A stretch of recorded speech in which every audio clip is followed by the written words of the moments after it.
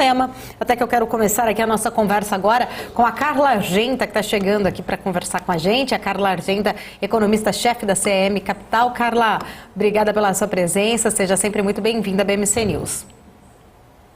Muito obrigada, é sempre um prazer para mim participar da programação de vocês.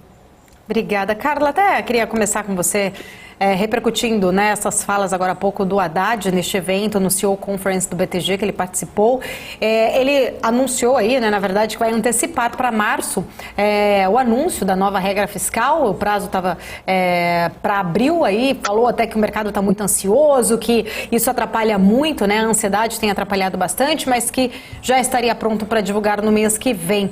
A gente viu aí, até agora estava até trazendo aqui um pouco mais sobre essa movimentação, juros futuros já cedendo aí 10 pontos na curva toda, logo após esse anúncio até do Haddad, dessa nova proposta do arcabouço fiscal. Queria entender um pouco da sua visão, o quanto como que você viu esse discurso, inclusive, do ministro, e também, das expectativas para essa antecipação.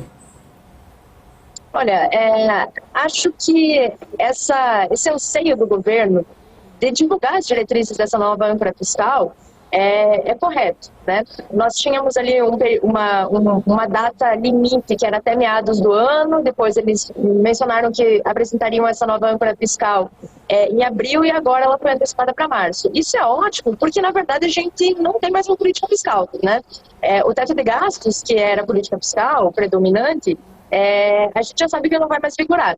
Então o mercado opera sem saber quais são as diretrizes dos gastos públicos, sem saber quais são as premissas, as regras, e isso é péssimo. Então quanto antes for feita essa divulgação dessa nova âncora fiscal, é melhor, porque ela traz segurança, traz previsibilidade, traz elucidação, Eu acho que essas são as palavras corretas. E quanto antes isso for feito, mais uma vez, melhor para todo o mercado, melhor para o governo, porque a gente vai saber quais serão as regras do jogo.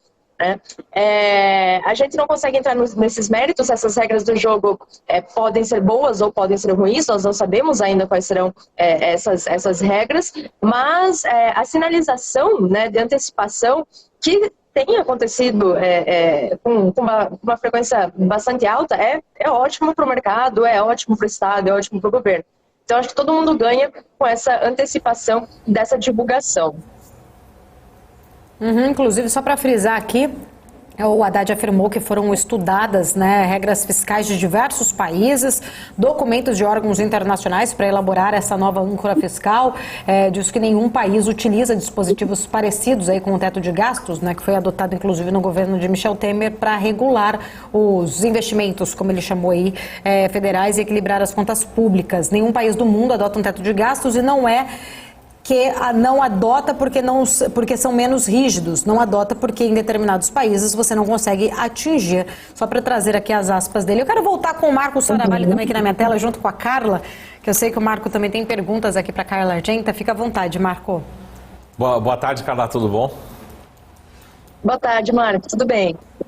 Eu acho que somar um pouco essas últimas notícias, últimas falas do ministro, e também a gente tem a reunião do Conselho Monetário amanhã. Acho que a pergunta é o que a gente pode ter daqui para frente de boas notícias, E como é que o mercado poderia reagir, no sentido assim, o quanto está estressado, e quanto poderia melhorar nessa, teoricamente, as palavras que eu usei, bandeira branca aqui do Haddad, ali no discurso, na reunião ali no BTG, na CEO Conference de hoje, Mas, de certa forma, o maior alinhamento. A gente teve ali a apresentação do presidente do Banco Central na segunda-feira, a gente teve apresentações aí do ministro, mas, a princípio, será que realmente o ministro vai conseguir alinhar melhor, ter esse discurso e o mercado comprar esse discurso, ou no final do dia quem define realmente é o presidente da República? Enfim, o Haddad acaba não tendo voz, não consegue executar, porque, a princípio, ele está querendo mais alinhamento, está querendo mais aproximação, Exatamente. O que eles estão fazendo, ou tentando fazer, é justamente passar essa sinalização de tranquilidade. Então, essa antecipação ela é positiva por isso, porque ela, enfim, mostra que nós teremos uma regra novamente. O que hoje nós estamos lidando com isso. Teremos uma regra novamente, essa regra será apresentada em breve. Ponto. Essa sinalização é positiva porque ela diminui a incerteza. Agora, o que o mercado está olhando? qual será a diretriz dessa regra fiscal, né? Essa regra fiscal ela pode ser desenhada a partir de três variáveis diferentes. Ou você controla os gastos, que é semelhante ao que acontece com o teto de gastos, ou você controla a dívida, né, que seria uma outra variável macroeconômica.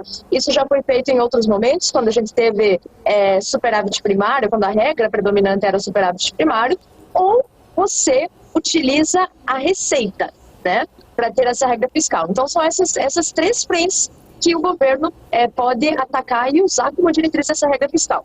O que o mercado considera bom? O mercado considera bom uma regra que leva em conta os gastos. Dificilmente isso virá de um governo petista, tá? O governo petista ele está tirando uma regra que ela é justamente estruturada em cima dos gastos do governo. Então é pouco provável que isso aconteça e, na visão do mercado, seria o melhor caminho, o melhor cenário, o melhor tipo de regra fiscal. Qual é a segunda regra fiscal que o mercado vê com bons olhos também, mas que considera que ela é menos possível de ser entregue, é mais difícil porque depende de outras variáveis. Seria uma regra com base na dívida, né? Que é o que a gente teve basicamente lá atrás com o superávit primário mais uma vez. Por quê? Porque os gastos do governo, eles são completamente determinados pelo próprio Estado, pelo Poder Executivo.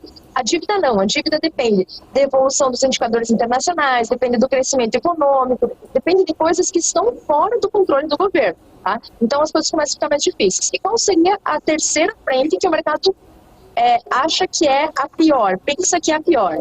E existe uma grande chance dela ser a regra adotada, que é uma regra com base na expectativa de receitas, ou com base nas receitas.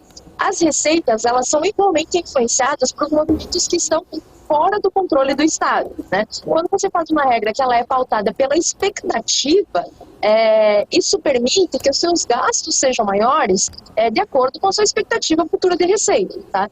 Então esta seria a terceira possibilidade. Eu acredito que é uma possibilidade que tem uma chance grande de estar por trás das diretrizes dessa nova regra fiscal e que o mercado entende que não é uma regra boa, tá? Uma regra baseada nas expectativas de receita ou na receita não é uma regra boa na visão do mercado. Então, é isso que está sobre a mesa. E a partir do momento em que nós soubermos, né, qual dessas três diretrizes, se é gasto, se é dívida ou se é receita, que ela vai ditar a nova regra fiscal, aí o mercado vai reagir. E o que eu posso dizer hoje mais uma vez, se for uma regra com base na receita, o mercado tende a não reagir bem. Se for uma regra com base no endividamento, existe muita margem para discussão, mas acho que o mercado pode até reagir bem. E se for uma regra com base nos gastos do governo, especificamente, aí a gente tem uma reação potencial muito boa do mercado. Ô Carla, pegando essa sua explicação, né, inclusive, a gente realmente não sabe o que vem aí neste pacote do Haddad, mas o déficit primário do governo central, ele, segundo alguns especialistas, né, tem algumas reportagens que eu andei lendo, dizem que só será de 1% do PIB, dentro dessa meta, inclusive aí anunciada pelo ministro da Fazenda, se a inflação acelerar, se ela for ali para a casa ali em torno de 6%, ficaria desancorada ali e sairia então talvez dessa rota de convergência para as metas do Banco Central. Alguns, né, principalmente especialistas, têm comentado sobre isso. Só que sem a inflação, o déficit, ele deve ficar ali, de repente, eu não sei, eu queria entender se sem a inflação ele pode ficar em torno de 1,5% do PIB em 2023, conforme muitos especialistas dizem. Então, esse pacote, mesmo sem a gente conhecê-lo, ele poderia ser, de repente, um band-aid, vamos dizer assim, né, só paliativo, e não teríamos, de fato, algo concreto para os próximos anos, na visão de vocês? Vou perguntar até para os dois, mas vou começar com a Carla. Sim, eu acho que o que a gente tem hoje, que mais se assemelha, na verdade, a um band-aid ou um cuidado paliativo, é justamente essas regras, essas PECs que nós vemos sendo aprovadas ano após ano para manter o Estado funcionando com o regime atual, que é o teto de gastos. Então, isso é um cuidado paliativo, isso é o que tem sido feito. A âncora fiscal ela vem justamente para resolver esse problema, para curar, né, essa doença, vamos ficar nessa analogia, e não para ser apenas um cuidado paliativo. É muito difícil a gente fazer projeção de variáveis fiscais, tá? Mais uma vez. Então, em termos de déficit, se for 1%, se for 1,5%, se for apenas 0,5%, existem muitas variáveis por trás disso e é extremamente difícil fazer esse cálculo. O mercado traz esses números, o mercado traz dados, mas eles são completamente voláteis e difíceis de serem calculados, tá? Então é muito mais com base numa expectativa de mercado, com base, tem que levar em conta que a gente sequer tem a regra fiscal, né? Então isso muda muitas coisas, do que efetivamente um cálculo feito por trás, bem estruturado e efetivamente confiável, tá? Essas projeções, mais uma vez, elas são muito volúveis, elas não trazem tanta segurança assim, principalmente no período que a gente está atravessando. Um ponto importante, nós sabemos que a inflação mais elevada permite um déficit menor. Por quê? Porque a inflação ela reajusta os preços para cima e, portanto, a arrecadação do Estado, que é com base numa fração, né, desses preços mais elevados, ela aumenta. Isso desencadearia num déficit menor. Quando a gente tem essa queda inflacionária, a gente tem, sim, uma expectativa menor de arrecadação por parte do Estado.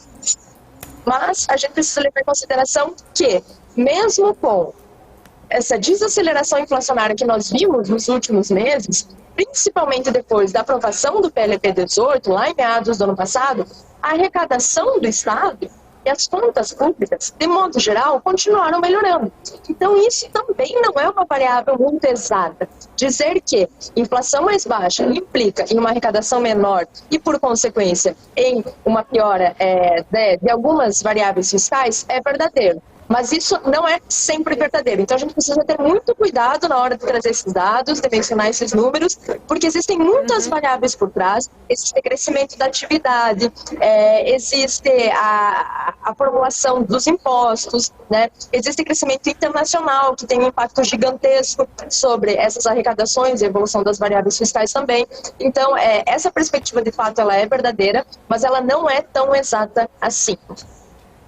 Marcos Saravalli, queria entender também a sua visão, até porque a gente tem aí um governo que a gente já sabe, né? Um governo de esquerda que tem aí uma visão em relação ao social, tem gastos, né? Entende aí, muitas vezes a gente já teve outros no passado, daria pra gente avaliar assim, é um governo que gasta, né? Acha que gastar mais até inclusive vale a pena.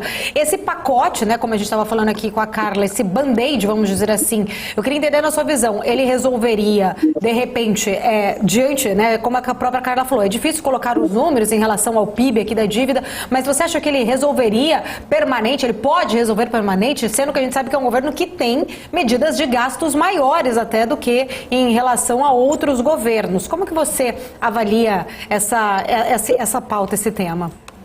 Bom, eu vou responder e já passar, né, aquela clássica pergunta para a Carla, né? A Carla não está acostumada, né? Tem que começar se acostumar, mas eu acho que o governo, assim, principalmente por característica de governo de esquerda, e naturalmente ele vai buscar encontrar formas para aumentar essa arrecadação. Então aí eu queria justamente ver com a Carla o quanto pode trazer de impacto e se tem outras formas, né, tendo o olhar do governo, né, no sentido que daqui a pouquinho, acho, mas já a princípio eu queria que você confirmasse também, mas já está decidido em relação à tributação dos combustíveis, né, então entender o tamanho do impacto, então essas formas. Na semana passada um dos assuntos foi o CARF, mas o CARF a princípio também está muito mais propenso para o lado do governo do que dos empresários, empreendedores. Então entender justamente isso, o que isso pode trazer de fôlego adicional. A princípio, a minha opinião é justamente essa, o governo talvez vai procurar encontrar formas, né, para aumentar a sua arrecadação, né, e eu queria entender justamente isso com você, Carla, o quanto traz impacto e o que mais o governo central poderia fazer para buscar aumentar essa arrecadação e talvez não abrir tanto, vamos dizer assim, a boca do jacaré nesse déficit já programado, né?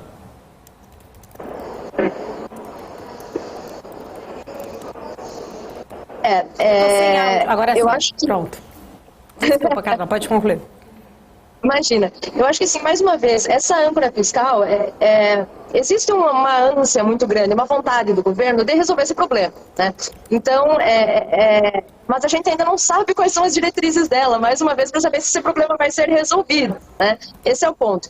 Mas essa vontade, ela existe, e eu acho que, de fato, deve ser assim, né? De fato, deve ser assim. Deve ser uma solução que está sendo estruturada para resolver um problema e não para fazer um curativo e empurrar com a barriga esse problema que a gente sabe que é um problema antigo e que precisa ser resolvido aqui no Brasil, né? Então, acho que espero, realmente, assim, do fundo do coração, que essa equipe que está por trás do desenho dessa nova âncora fiscal tenha muito sucesso na sua empreitada. Porque é muito importante que isso aconteça para a gente ter um equilíbrio, né? A gente está atravessando um período agora que ele é extremamente determinante.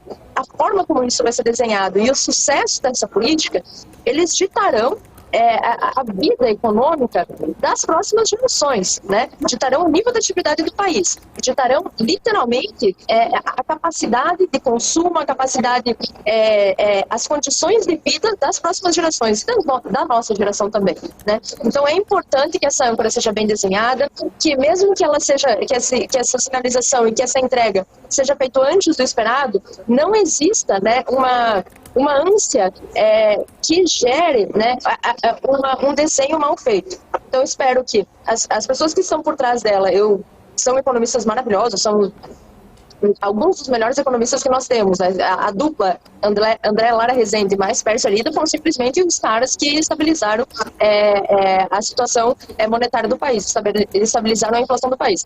Então, confio muito nessas pessoas e espero que elas tenham muito sucesso mais uma vez nesse desenho, dessa vez de uma âncora fiscal, né? Lá atrás foi de uma política monetária, mas agora de uma âncora fiscal, porque isso é, sim, extremamente relevante para a evolução aí do nível de atividade, para a situação das pessoas, das famílias, do país como um todo, enfim, que isso dê muito certo. Espero do fundo do coração mesmo que isso dê muito certo.